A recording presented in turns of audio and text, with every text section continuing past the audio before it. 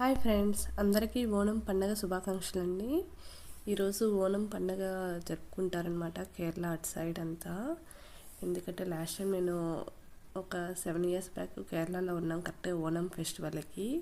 అక్కడ ముగ్గులు ఈ టైం బాగా వేస్తారండి. ట్రెడిషనల్ ఫెస్టివల్ అనమాట, వాళ్ళకి బాగా జరుపుకుంటారు. అందుకే వాళ్ళందరికీ ఓణం పండుగ శుభాకాంక్షలు నా తరపున.